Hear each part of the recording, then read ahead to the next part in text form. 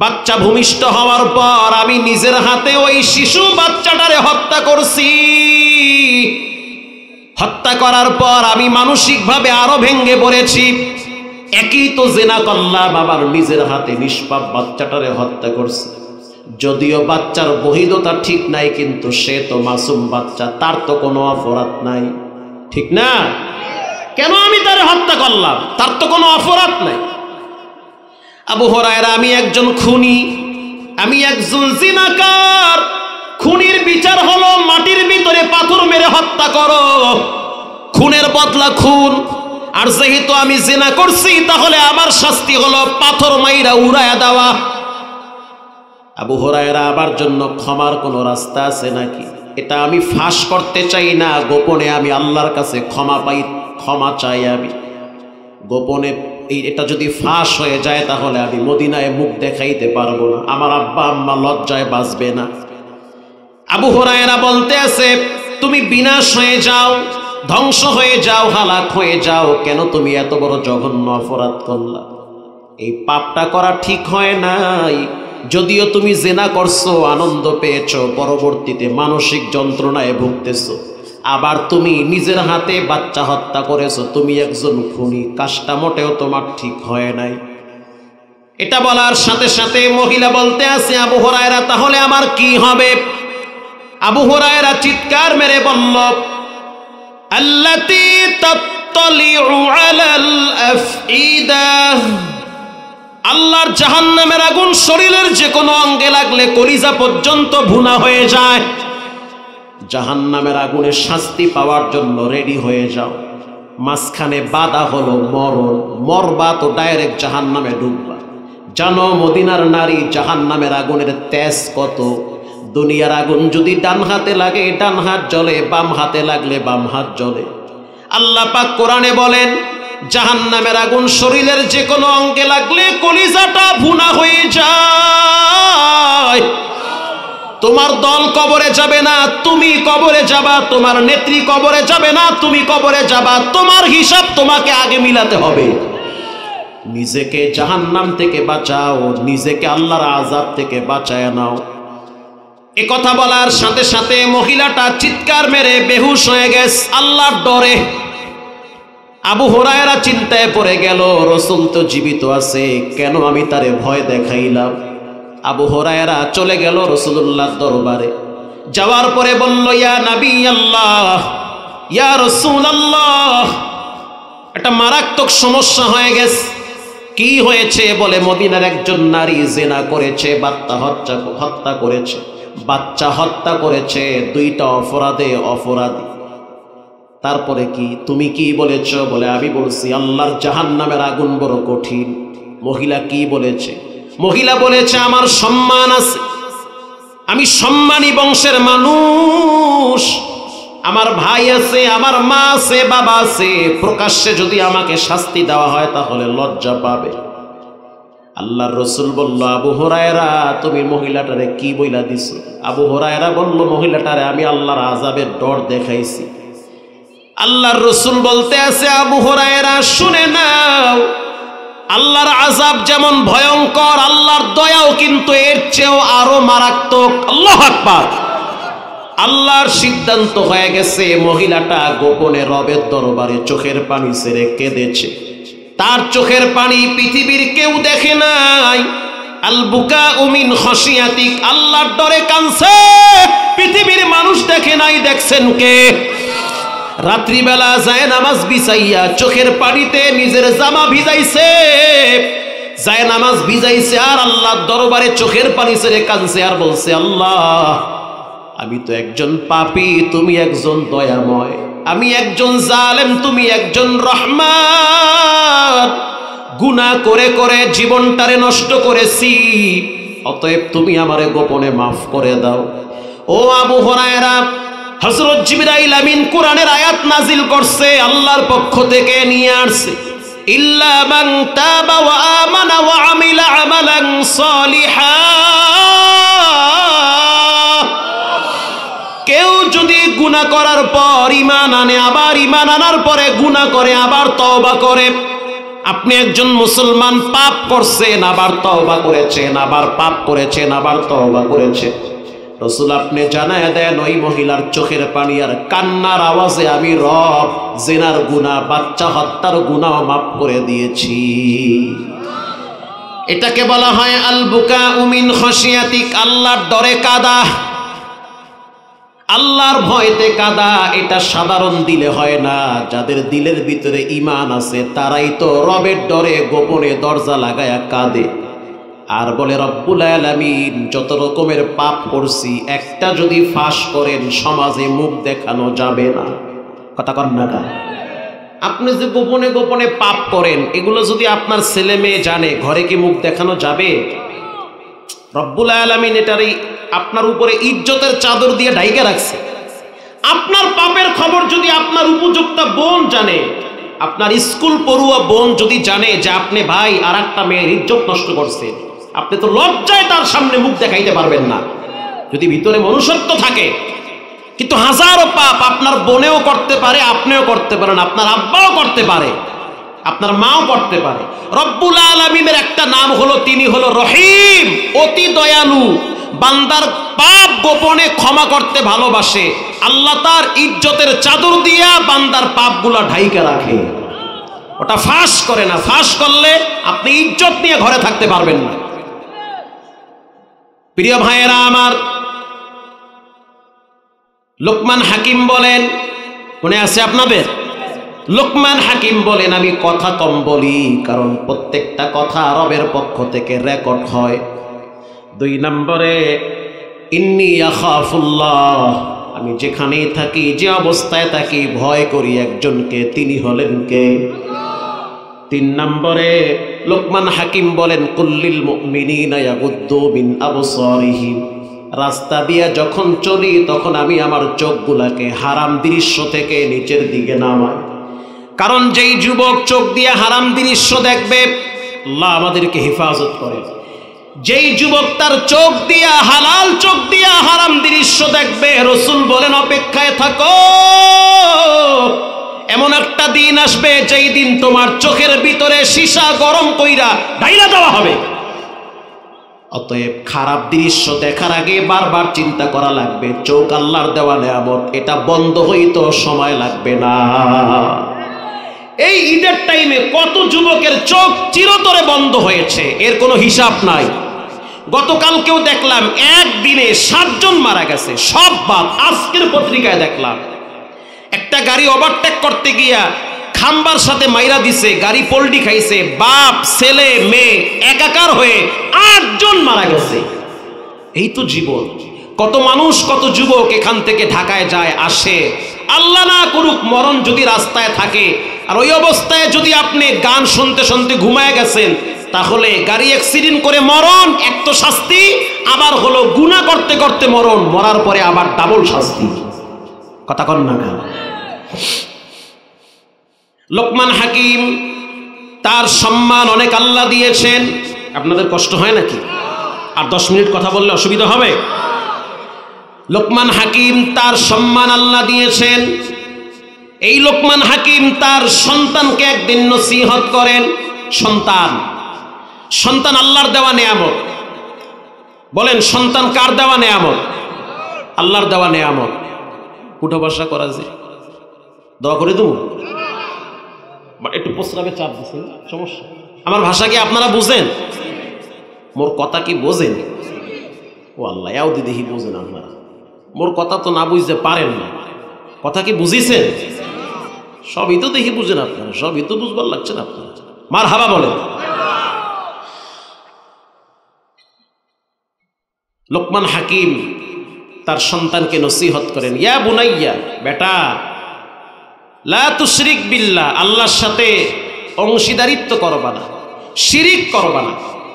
শিরিক মস্ত বড় অপরাধ। মাছ পূজা, গাছ পূজা, ব্যক্তি পূজা, কবর পূজা, সব শিরিক। শিরিক করা যাবে যাবে না। আকাশটা মেঘাচ্ছন্ন হয়েছে, আপনি বললেন বৃষ্টি আইতে আছে, তাড়াতাড়ি জোতা থইয়া দৌড় দে। এমনও তো হয় আকাশটা মেঘাচ্ছন্ন হয়েছে, আপনার কথা মতো বৃষ্টি আসে না, বৃষ্টি হয় রাজশাহীতে। তা আপনি যে কইছেন বৃষ্টি আইতে আছে, তো বৃষ্টি তো আয় নাই, তা আপনি কেন আল্লাহর দায়িত্ব নিছেন? আপনি বলতে পারেন বৃষ্টি আসতে পারে, ঠিক না ঠিক? হ্যাঁ, এজন্য শিরিক করা যাবে না। শিরিকে আকবার, বড় শিরিক। শিরিক ছোট হয় বড় হয়, কিছু শিরিক আছে ছোট দেখা যায় না কিন্তু ভিতরে লাইগা থাকে। বলেন যেটা কেউ পারে না সেটা পারেন কে? আল্লাহ তাআলা। ভাইরা আমার, লোকমান হাকিম তার ছেলেকে বলেন আল্লাহর সাথে শিরিক করবা না। বাপ যদি তার সন্তানকে রবের ব্যাপারে সতর্ক করে, বাপ যদি সন্তানকে তার রবের ব্যাপারে সচেতন করে, মা যদি তার মেয়েকে রবের পরিচয় দেয়, কোরআনের পরিচয় দেয়, বর্তমান সময়ে দেখবেন অধিকাংশ জায়গায় দেখি এমন সন্তান তৈরি হয়, মা বাবা সম্পদ দুনিয়ায় রেখে যায়, মা বাবা কবরে গেলে সন্তানেরা মা বাবার সম্পদ নিয়ে মারামারি কারাকারি করে। বাবার লাশ কবরে রাখছে, এখনো পর্যন্ত মুনকার নাকির আসতে পারে নাই, তার আগে মারামারি শুরু করে জমিন নিয়া। আছে না নাই? এর লেগে গতকালকেও কইছি সিরাজগঞ্জে, পরশুদিন শিবগঞ্জে বলছি, এর আগের দিন চাপাইতে বলছি যে সাবধান, মরার আগে ছেলেমেয়ের জন্য এত কিছু না ভাইবা, নিজের কষ্টের টাকা দিয়া মাদ্রাসা মসজিদে কিছু ব্যয় কইরেন। মাইয়া পোলা যেই কায়দায় উল্টা পাল্টা হইতে আছে, আপনি মরলে যে এরা দোয়া করবেন এর তো কোনো গ্যারান্টি নাই। এমন হইতে পারে আপনার সম্পদ নিয়ে এরা মারামারি করে আর ফেরেশতারা আপনারে কবরে বাটাম ফাটা দেয়। ঠিক না ব্যাঠি? এটা কইলো ঠিক না কইলো ঠিক কথা। তো মরার আগে মসজিদের জন্য 2টা ফ্যান কিনে লাগায় দিবেন, মরার আগে মাদ্রাসার জন্য 1000 ইট ফালায়া দেন, মসজিদ মাদ্রাসা কবরস্থান ঈদগার জন্য নিজের কষ্টের অর্থ ব্যয় করেন, কারণ আপনার সম্পদ এক সময় সন্তানরা লুটে পুটে খাবে, আপনার জন্য দোয়াও করবে না। সেই সময় বর্তমান চলতেছে। প্রিয় ভাইয়েরা আমার, যেই বাপ তার সন্তানকে কোরআন চিনায় না, খালি হারমোনিয়াম চিনায়, তবলা চিনায়, ক্রামবোর্ড চিনায়, বড় বড় মোবাইল চিনায়, যেই মা তার মেয়েকে কোরআন চিনায় না, পশ্চিম চিনায় না, বোরকা চিনায় না, হিজাব চিনায় না, নামাজ চিনায় না, ইসলাম চিনায় না, যেই সন্তান, যেই বাবা ছেলে মেয়েদেরকে কোরআন চিনায় না, ইসলাম চিনায় না, রব চিনায় না, রসুল চিনায় না, একটা টাইমে দেখবেন ওই সন্তানেরাও মা বাবারে চিনতে চায় না। আমি তো আমার আব্বারে দেখছি, উরি সুবহানাল্লাহ, তো আজরালের চেয়েও ভয়ঙ্কর, খুব সিরিয়াস মানুষ। একদিন ঘটনাক্রমে মাদ্রাসার থেকে বাড়িতে গেলে ঘুমের চাপ বাড়ে, মাদ্রাসায় ভোর রাত্রি উঠা লাগে, বাড়িতে গেলে তো আর ভোর রাত্রি উঠা লাগে না। চিন্তা করলাম টানটানায় ঘুম দে, তো ঘুম দিতে গিয়া বাবায় তো দরজায় ধাক্কায় গেছে, তাড়াতাড়ি ওঠ, আমি গেলাম মসজিদে। হুজুর মানুষ, মাদ্রাসায় আইসো, ফজরের নামাজ মসজিদে গিয়ে পড়া লাগে। বিশ্বাস করেন, বিশ্বাস করেন, আমার বাপ বড় শক্ত দিলের বাপ, কঠিন বাপ, কোনো 9-6 নাই। ফজরের টাইমে মসজিদে গিয়ে 1 রাকাত নামাজ কম পাইছি। কেন কম পাইলাম? বাবায় চিকন কোন চিনিয়া দেখলাম পাশার কাপড় টান কইরা 2টা বাড়ি মারছে বিসমিল্লাহ ছাড়া। আল্লাহু আকবার বলেন। মানে বিসমিল্লাহ করার টাইম পায় নাই। হ্যাঁ, আর আমনে মাইয়া বলা নিয়ে কুদুর কুদুর করে, লুলু বুলু করেন মাইয়া বলা নিয়ে। এই সমস্ত সং ফং বাদ দেন, শরীয়তের ব্যাপারে, কোরআনের ব্যাপারে, নামাজের ব্যাপারে লাঠি সোজা করে রাখবেন। আসতে বলবেন না, জোরে বলেন। এই বয়ান যখন বগুড়ায় করলাম, সভাপতি কয় হুজুর যে কইবে নামাজের কথা হে তো নিজেই নামাজ পড়ে না। তার মানে বাপ তো নিজেই নামাজ পড়ে না। এমনও বাপ আছে বিড়ি খাইয়া হালায়, ওই বিড়ি পোলায় আইনে আবার টানে। আমনে তো কন নাউজুবিল্লাহ, হেরা তো কয় আউজুবিল্লাহ। কথা ঠিক না ব্যাঠিক? প্রিয় ভাইয়েরা আমার, সন্তানরা বাবাকে দেখে আদর্শ গ্রহণ করে। যেই মা প্রতিদিন সালাত আদায় করে, ওই ঘরের সন্তানরা কোনোদিন বেনামাজি হইতে পারে না। কারণ মা যখন সিজদায় যায়, বাচ্চা তখন মায়ের দেখা দেখি পাশে দাঁড়ায় যায়। বাপ যখন ফজরের টাইমে মসজিদে যায়, ছোট বাচ্চাটা বাবার আগে আগে মসজিদে দৌড় মারে। এজন্য মসজিদে যাওয়ার সময় বাচ্চারে নাতিরে সাথে করে নিয়ে যাবেন। হুজুর দুষ্টামি করে করুন, টুপি নিয়ে যায়, টুপি নিয়ে যাক, মানে আপনার লঙ্গি খুললে বলা অসুবিধা নাই। বাচ্চারা যা ইচ্ছা করুক, ওদেরকে ধমক দেওয়া যাবে না। আমি তো কয়েকটা দেশে গেছি, আল্লাহর দয়ায় দেখছি ইমাম সাহেব দাঁড়ায় রইছে, উরি আল্লাহ লেদা পোলায় দেখি হে আইয়া ইমাম সাহেবের জামা টানতে আছে। আবার কিছুক্ষণ পরে দেখলাম ইমাম সাহেব সেজদায় গেছে, ইমামের টুপি আর প্রথম কাতারের আমাকে সবগুলো টুপি নিয়ে এই বারান্দায় ট্যাপের সামনে ফালায় রাখছে। আল্লাহু আকবার বলেন। আর আপনি হইলে কি করতেন? এমন দাপকি মারতেন, পোলায় তো হেলে অজ্ঞান হয়ে যাইত। ঠিক না বেঠিক? ধমক দিবেন না। বাচ্চারা মসজিদে গেলে ধমক দেওয়া যাবে? এরাই তো আগামীর ভবিষ্যৎ। এরা যদি এখন থেকে মসজিদ না চিনে, কেবলা না চিনে, বাইতুল্লাহ না চিনে, 3 দিন পরে দেখবেন এরাই পাবজি আর ফ্রি ফায়ার চিনবে। আসতে বলবেন না, জোরে বলেন।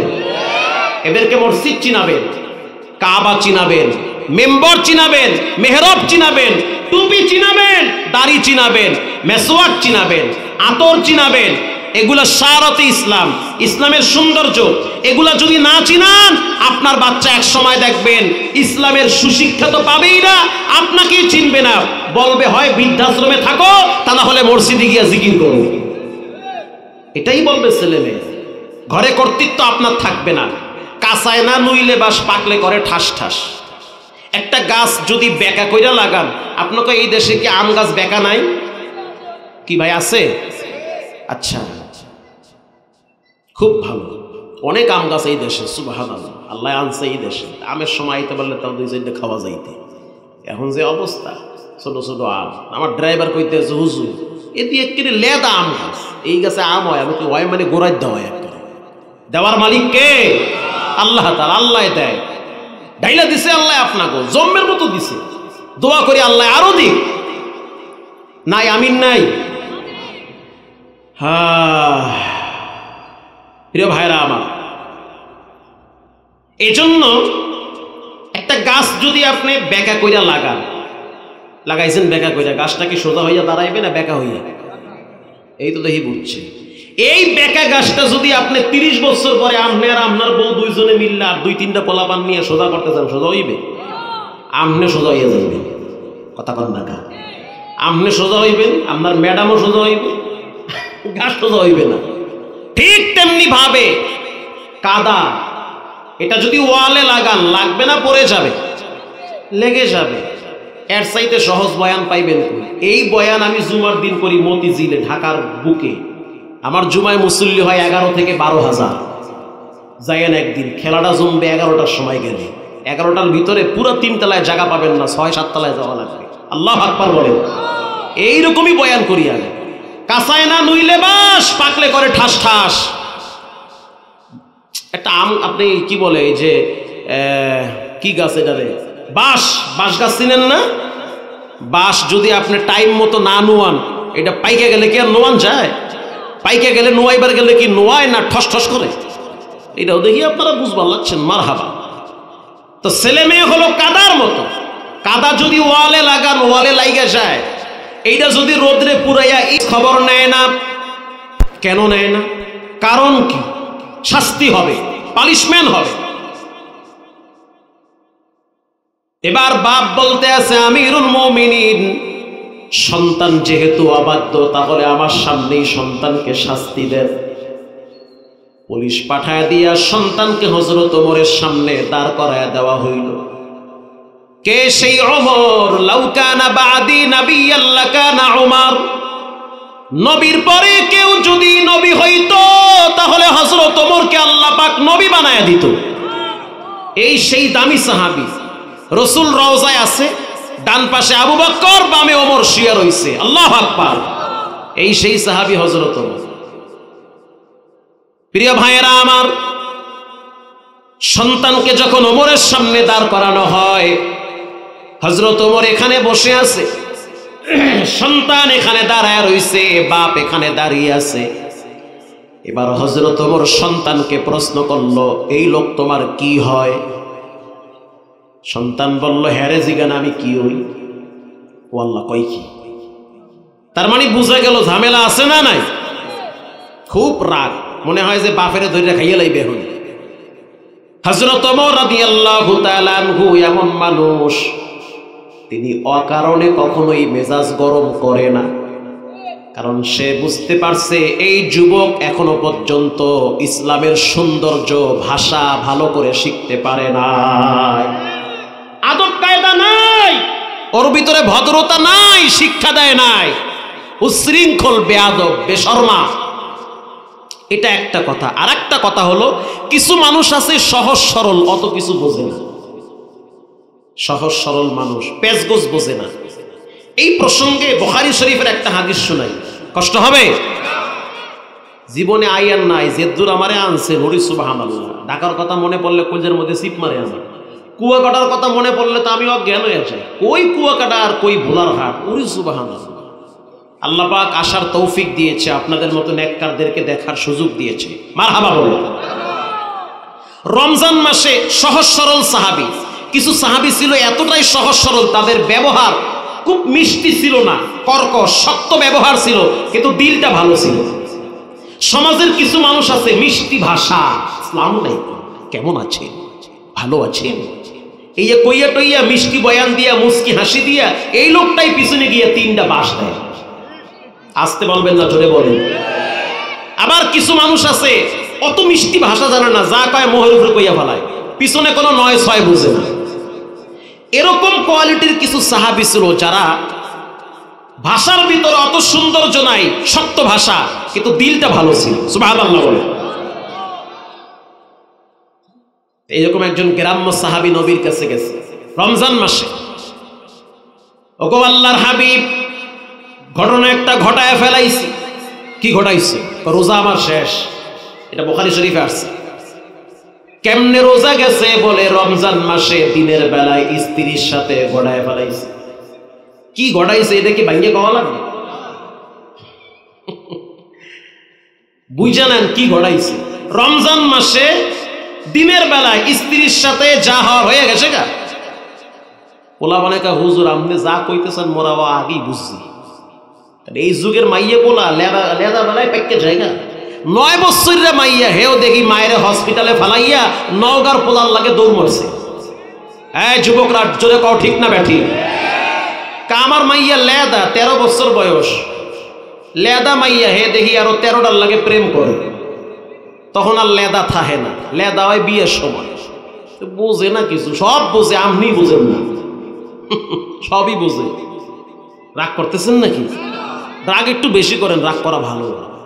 রাগ বেশি কইরা মাওলানা দেলোয়ার হোসেন সাইদি রাহিমাহুল্লাহু তাআলা, আল্লাহ পাক তার কবরটা জান্নাতের টুকরা বানায়া দিক। তিনি বলতেন, রাগ যদি বেশি উঠে ঘরে গিয়া 2 থাল পান্তা কাঁচামরিচ দিয়ে খাইয়েন, দেখবেন রাগ ঠান্ডা হয়ে গেছে। কথা তো আসলেই ঠিক কথা। ওগো আল্লাহর হাবিব, দিনের বেলায় ঘটায় ফেলাইছি, কি করবো, আমারে মাফ করেন, হামাক ক্ষমা করেন। আল্লাহর হাবিব বলল, সাহাবী শুনে নাও, ক্ষমার রাস্তা একটা আছে, সেটা হলো 60টা রোজা রাখতে হবে। কয়টা? 60টা। হুজুর এটা কোনো কথা? আমি একটা রাখতে গিয়ে ঘটাই ফেলাইছি, আর 60টা। আল্লাহু আকবার বলে। সেম এইভাবে হাদিসে আসছে। সহজ সরল সাহাবী, উটের পানি খাওয়াই, একটা রাখতে গিয়া বইয়ের লাগে আমি হইয়া পড়ছি, আবার 60টা। ওরে মূর্খতা, মুই আইয়ে পারবো না, মোরে মাফ করে, মোর দ্বারা হইবে না। অন্য কোন রাস্তায় ক্ষমা আছে কিনা? আল্লাহর হাবিব বলল, শুনে নাও, 60টা রোজা যদি রাখতে না পারো তাহলে একটা গোলাম আজাদ করে দাও। আল্লাহু আকবার। একটা গোলাম আজাদ করো, ওই যে রোজাটা তোমার ভাঙ্গে গেছে ওইটা ঠিক হয়ে যাবে ইনশাআল্লাহ, ওইটা আল্লাহ মাফ করে দেবে, কাজা হয়ে যাবে। গোলাম আজাদ করো। গোলাম আজাদ করা কিন্তু যেন বিষয় না, ওই যুগে খুব মারাত্মক বিষয়। এই সাহাবী বলে, হুজুর বলেন কি আপনি, আমি তো নিজেই গোলাম। কথা কি বুঝতেছেন? রাসূলুল্লাহকে কই কি কইলাম, 60টা রোজা রাখতে কয় পারুম না, গোলাম আজাদ করো। না, আমি নিজেই গোলাম, কি আমি আজাদ করবো গোলাম? অন্য কোন রাস্তায় মাফ করা লাগবে, এই ব্যবস্থা করেন। মাফ করা লাগবে, ক্ষমা নিয়ে আমি বাড়ি যাবো, কারণ জাহান্নামের আগুনে এই চামড়া জ্বালাইতে পারবো না। আল্লাহু আকবার। এমনি আরবের রোদের কারণে আমার পিঠ পড়ে মাথা গরম হয়, আবার জাহান্নামের আগুন অত বাটাম ফাটা, ওই শরীরে মুই জ্বালাইতে পারবো না, অসম্ভবই না। ক্ষমার রাস্তা কি আছে তাই বলে। আল্লাহর রাসূল বলল, সুসংবাদ কি? যদি তুমি 60টা রোজা রাখতে না পারো, গোলাম আজাদ করতেও না পারো, তাহলে কাজ করো, 60 জন মিসকিনরে খাবার খাওয়াও। কয়জন মিসকিন? হুজুর এটা কোনো কথা? আমি তো নিজেই বড় মিসকিন। আমি তো নিজেই মিসকিন, আমি নিজেই গরিব, আমি কেমনে খাওয়াবো মানুষের? মহিলারা কি কথা কইতে আছে? কথা বলতেছে নাকি? মাশাআল্লাহ, যাক, এমন জায়গায় প্যান্ডেল করছেন, এই আইনটা দিলি ভালো হইতো। আল্লাহ মা বোনদেরকেও কবুল করুক, আমিন বলেন। ভাইরা আমার, আমি তো নিজেই মিসকিন, আমি আবার কি মানুষের খাওয়ানো? আমি তো গরিব, আমি তো ফকির, মিসকিন, আমি পারব না, আমি মাফ করেন আমারে। আল্লাহর হাবিব বলল অপেক্ষায় থাকো। রসুল বুঝতে পারছে সহজ সহজ সরল দিলের মানুষ। রসুল যাও বাড়ি যাও। না, বাড়ি যাবো না, আমারে মাফ করা লাগবে। আল্লাহু আকবার বলেন। বাড়ি যাওয়া যায় নাই, বইয়ের লাগে গড়াই হারাইছি দিনের বেলায়, ওই রোজার কাফারা জাহান্নামের বিড়া ও আমি সহ্য করতে পারবো না, ক্ষমা করাই লাগবে। সহজ সরল দিলের মানুষ। আল্লাহর হাবিব বলল ওয়েট, একটু বসো। দূর থেকে একজন সাহাবী আটার বস্তা মাথায় নিয়ে আসতেছে। নবীদের জন্য যাকাত ফিতরা খাওয়া হারাম, নবীদের জন্য হাদিয়ার মাল খাওয়া হালাল। সুবহানাল্লাহ।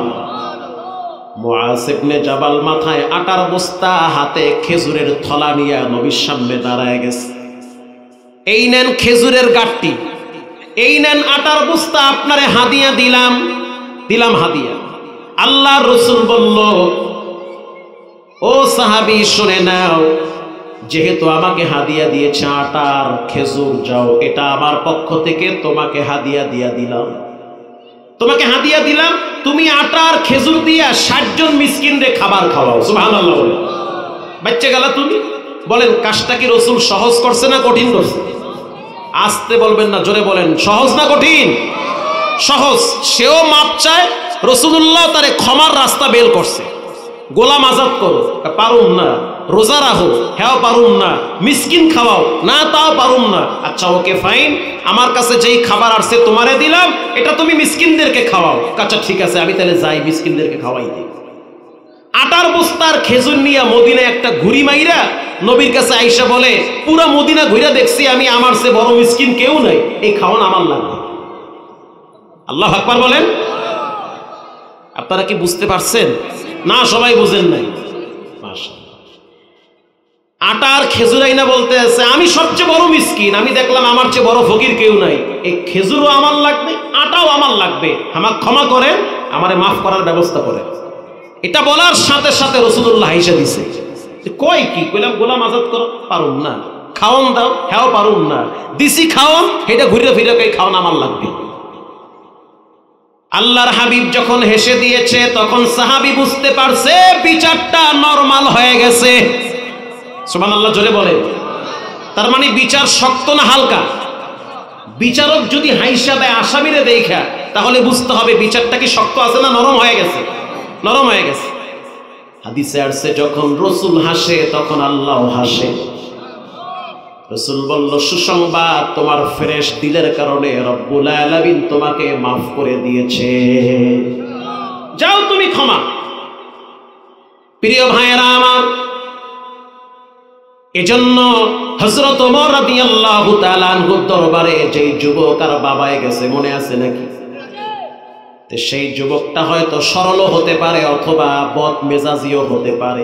সরল মানে আপনি আমারে জিগান কে, হেরে জিগান, আমি আর কি হই, হেরে জিগাইলেই তো হয়, আমি আর কি লাগি। খুতবায় জুলফিকারে আসছে, হযরত ওমর বলতে আছে, মুরব্বি কি হয়? বলে আমার বেটা হয়। যুবক জানতে চাই, তুমি কি তোমার আব্বার হক আদায় করো না? কয় না, করি না। ও আল্লাহ, কয় কি? ডাইরেক্ট বলে করি না। কেন করো না? বলে আমি প্রথম জানতে চাই।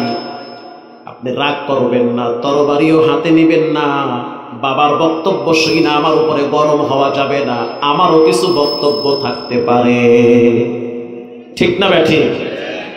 বাবার বক্তব্য শুই না আমার উপরে রাগ করবেন না। এই সমাজে এমনও পাষাণ পশুমার্কা বাপ আছে যাদের কাছে নিজের আপন মেয়েও নিরাপদে থাকে না, এমনও বাপ আছে। নিজের মেয়ে বাবার কাছে নিরাপদ থাকে না। শুধু তাই না, এমনও পশুমার্কা স্ত্রী আছে যাদের হাতে স্বামী নির্যাতনের শিকার হয়। সবাই ভালো তা না, সবাই খারাপ তা না, ভালো খারাপ মিলাই জীবন চলে, ঠিক না বেঠিক? হযরত ওমর বলতেছে, তোমার কি বক্তব্য বলো? যুবক বলতেছে, আমিরুল মুমিনিন, প্রথম জানতে চাই দায়িত্ব বাবার আগে না আমার আগে? প্রথম জানতে চাই দুনিয়াতে আব্বা আগে আসছে না ছেলে আগে আসছে? আপনারা কি মনে করেন, বাপ আগে আসছে না ছেলে আগে আসছে? বাপ আগে আসছে। এবার আমিরুল মুমিনিন, যেহেতু বাপ আগে আসছে, তাহলে বলেন দায়িত্ব আব্বার আগে না আমার আগে? বাবার আগে না ছেলের আগে? খালি ছেলের দোষ দিয়েন না, নিজেও কিছু উল্টা পাল্টা করছেন, এটার কিছু ঝামেলা আপনার উপরও পড়ছে। বাবার প্রথম দায়িত্ব কি বলেন? বাবাও শুনুক, আমিও শুনি। হযরত ওমর বলল, বাবার দায়িত্ব হলো সন্তানের জন্য ভালো একটা মা নির্ধারণ করা। ভালো একটা মা সন্তানকে দেওয়া লাগবে। খালি দলা চামড়া দেখে হইয়া বললে হইবে না, জাত গোষ্ঠী বংশ দিনদারি সবকিছু দেখা ঘরে আনতে হবে। তা না হইলে কিছুদিন পরে একটাই খায় হারপিক আর একটাই দেয় গলায় দড়ি। প্রিয় ভাইয়েরা আমার, হযরত ওমর রাদিয়াল্লাহু তাআলা আনহু বলল, বাবার দায়িত্ব সন্তানের জন্য ভালো একটা মা আনা। বাবার 2 নম্বরের দায়িত্ব সন্তানের জন্য ভালো একটা নাম নির্ধারণ করা। বাবার 3 নম্বরের দায়িত্ব সন্তানের জন্য কোরআন শিক্ষা দেওয়া। যেটা আমি বুঝাইতে চাইলাম, যুবক বলল, আমিরুল মুমিনিন, এই 3টা দায়িত্ব বাবায় পালন করছে কিনা একটু জানতে চান? হযরত ওমর বলল, মুরব্বি, সত্য করে বলো, তোমার এই স্ত্রী তুমি কোথা থেকে, কোন বংশ থেকে, কার মেয়েকে নিয়ে আসছো? মুরব্বি বলতে আছে, আমিরুল মুমিনিন, যৌবনকালে আমি আর এক বন্ধুর ঘর থেকে ভাগায়া নিয়ে আসছি। সুবহানাল্লাহ। আউযুবিল্লাহ না নাউযুবিল্লাহ? তালাক কইটা আমি বুঝি না, ইদ্যত কইটাও বুঝি না। ছেলের বিচার করবো কি? বিচার তো তোমার করা লাগবে, বিচার তো তোমার হইব। 2 নম্বরে সন্তানের নাম কি রাখছো? বলে সন্তানের নাম রাখছি জৌল। জৌল মানে ওর মাথার উপরে ঠাডা পড়া। কে তোমার নাম রাখছে? বলে নাম রাখছে আব্বাই। বলে বিচার হবে বাবার। 3 নম্বরে সন্তান কি বাবারে কোরআনের শিক্ষা দিছে? বাপ কি সন্তানরে কোরআনের তালিম দিছে? বলে না, দেয় নাই। তাহলে বুঝতে হবে বাবার দায়িত্ব হলো সন্তানকে কোরআন চিনানো, ইসলাম চিনানো, রব চিনানো। তাহলেই বাবা সন্তান দুইজনই জান্নাতে যাবে। প্রিয় যুবক ভাইয়েরা আমার, এজন্য মা বাবার সাথে বেয়াদবি করা যাবে না। লোকমান হাকিম যখন ছেলেকে বলল, তখন রব বলল, ওয়াসাইনাল ইনসানা বিওয়ালিদাই, পৃথিবীর মানুষ কখনোই মা বাবার সাথে খারাপ ব্যবহার করবে না। জান্নাত যদি পাইতে চাও, মায়ের পায়ের নিচে রব্বুল আলামিন জান্নাতটারে বিছায়া রাখছে। জীবনে কখনোই মায়ের সাথে এমন ব্যবহার করবা না যেই ব্যবহারের কারণে মা শব্দটা বের করে। বাবার সাথে এমন আচরণ করা যাবে না বাবায় তোমার কথা শুনে মনক্ষুণ্ণ হয়। আজ থেকে পাক্কা নিয়ত করে নেন, জীবনে কোনোদিন মা বাবার সাথে বেয়াদবি করব না, নামাজ ছাড়বো না, হালাল খাবো, হারাম থেকে বেঁচে থাকবো। আব্বা আম্মার সাথে দুর্ব্যবহার করব না। দিলটা যদি ভালো থাকে, তওবার নিয়তে 2টা হাত আল্লাহকে দেখায় দাও। নারায়ে তাকবীর। আয় আল্লাহ, হাতগুলা জীবনে একবার বাইতুল্লাহর কালো গিলাফের সাথে লাগায়া দেন। জীবনে একবার খানায়ে কাবার সাথে হাত দুখানা লাগায়া দেন। জোরে বলেন আমিন। রঙ্গে তাকওয়া, রঙ্গে সিদ্দিক, রঙ্গে দিন, তা'আবুদু বাকি বুয়াদবর আবেদিন। এতক্ষণ বয়ানে কি বুঝলেন? ছেলেমেয়ের হক আছে না নাই? লোকমান হাকিম তার ছেলেকে এই বয়ানটাই করলো, খবরদার আল্লাহর সাথে শিরিক করবি না। আল্লাহ পাক বলল, সন্তান আব্বা আম্মার সাথে বেয়াদবি করবি না। সুবহানাল্লাহ বলে। আপনি যখন ছেলেকে রবের ব্যাপারে সতর্ক করবেন, রব আপনার ছেলেকে বলবে, খবরদার, আব্বা আম্মা হলো তোমার জীবনের সবচেয়ে গুরুত্বপূর্ণ 2জন ব্যক্তি। তাদের দোয়ায় জান্নাত, তাদের দোয়ায় জাহান্নাম। তাদের সাথে খারাপ ব্যবহার করা যাবে